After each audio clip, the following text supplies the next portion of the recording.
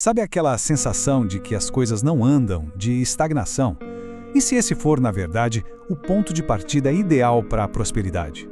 Vamos mergulhar juntos numa ideia que une sabedoria antiga e estratégias modernas para ajudar a destravar uma nova realidade. E a promessa central é essa aqui, ó. Do nada, tudo vai começar a dar certo. Parece até estranho, né? Mas a proposta é que justamente esse sentimento de vazio é o terreno mais fértil que existe para uma grande virada. O que torna essa abordagem tão especial é que ela tem uma fundação dupla. De um lado, a sabedoria de textos milenares. Do outro, os princípios práticos de sucesso que foram estudados por mentes como a de Napoleão Hill. São duas fontes muito poderosas e as duas apontam para a mesmíssima verdade. Então, por onde a gente começa? O primeiro passo é mudar a nossa percepção sobre o ponto de partida. Aquilo que a gente costuma chamar de vazio ou de estagnação, na verdade é um lugar de um potencial gigantesco, o vazio fértil. Se essa pergunta faz algum sentido para a situação atual, preste muita atenção. Essa sensação de portas fechadas, sabe? Não é o fim da linha. De jeito nenhum. É como se fosse o palco sendo preparado para uma grande estreia. E essa promessa antiga, lá de Isaías, é a chave para essa nova visão. Ela treina a nossa mente para enxergar um caminho bem no meio do deserto.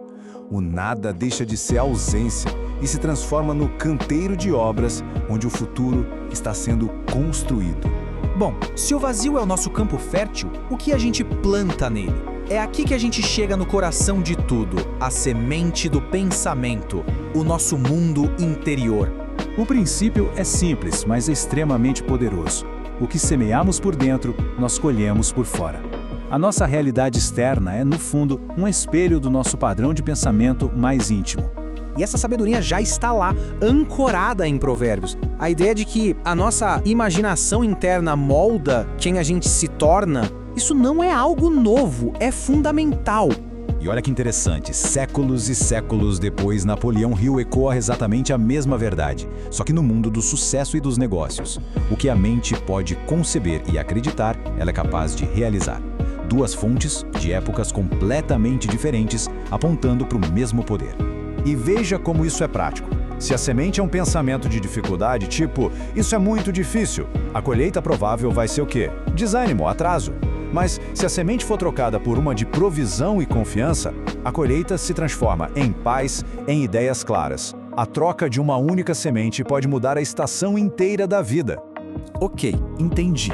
Se o pensamento é a semente, como a gente pode se tornar um agricultor intencional da nossa própria mente? Bem, bem-vindos à nossa oficina interior, que é o lugar onde a gente planta com propósito. E existe um momento que é chave para isso.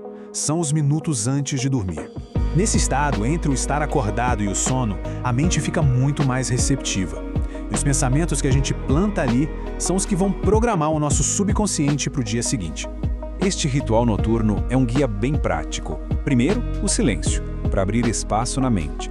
Depois, uma afirmação para acalmar o corpo e os pensamentos. Em seguida, a visualização, que funciona como um ensaio mental para o sucesso do dia seguinte. E por último, ancorar tudo isso numa promessa, para solidificar a fé em todo o processo.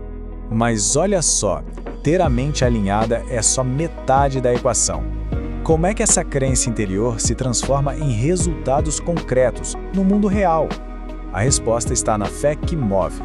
A sabedoria de Tiago aqui é cristalina.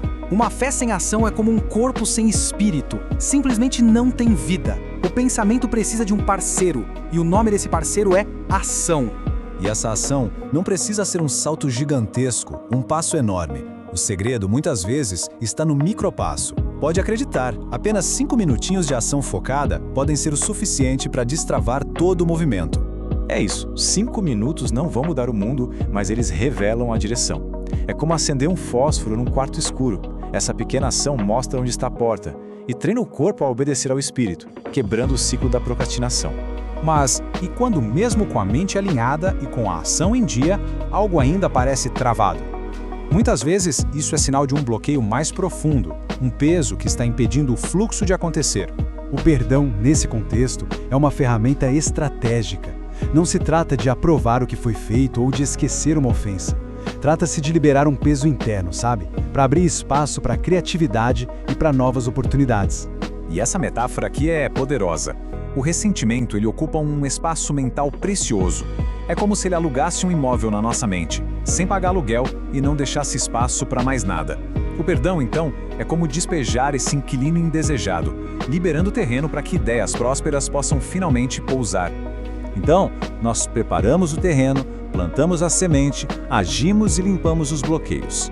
O que garante que a colheita vai mesmo vir? Bom, o ingrediente final: a consistência. Uma grande virada na vida raramente é um evento isolado, um golpe de sorte. Ela é o resultado da prática diária e consistente.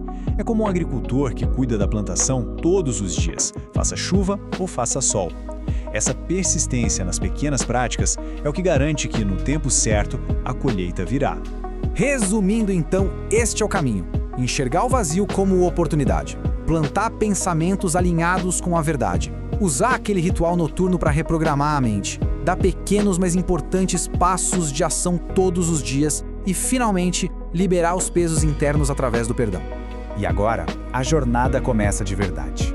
A mudança sempre se inicia com uma única decisão.